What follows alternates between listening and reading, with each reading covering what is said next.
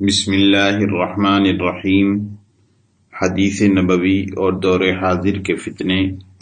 سبق نمبر 22، حدیث نمبر 20۔ عن انس رضی اللہ عنہ رفعہ العلماء امناء الرسل على عباد اللہ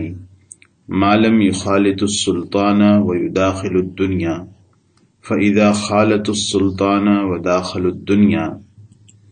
فقد خانوا الرسل فاحذروهم واعتزلوهم، وفي روایت واجتنبوهم۔ ترجمہ: حضرت انس رضی اللہ عنہ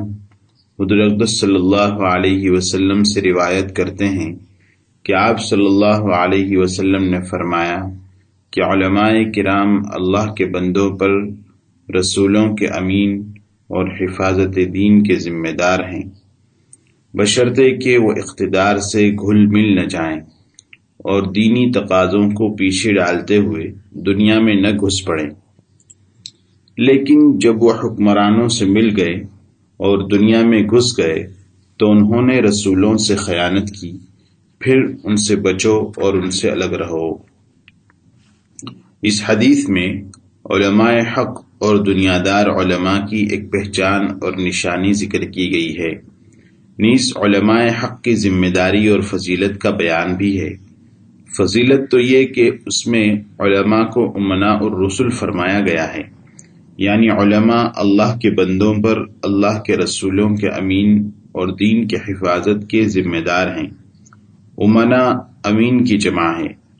اور امین وہ ہوتا ہے جو دوسروں کی چیزوں کو امانت کے ساتھ رکھتا ہے اور حفاظت سے ان تک پہنچاتا ہو۔ لہذا علماء وہ فضیلت مآب لوگ ہیں جو اللہ کے بندوں تک اللہ کے رسولوں کی لائی ہوئی شریعت اور احکام کو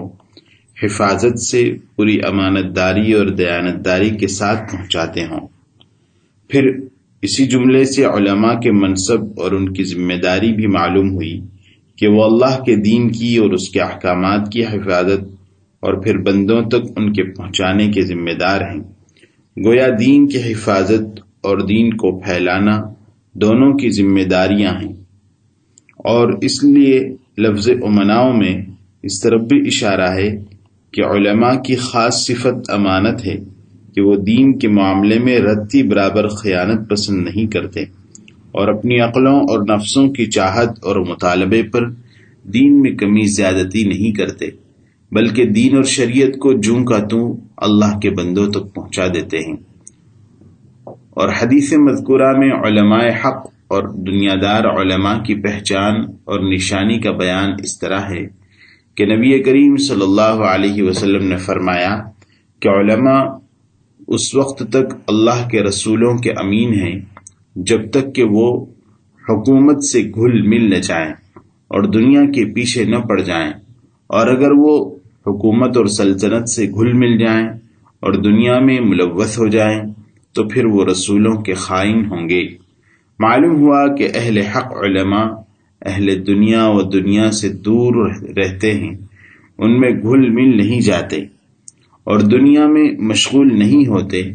اور دنیادار علماء کی پہچان اس کے برعکس ہے، وہ دنیا اور اہل دنیا کے پیچھے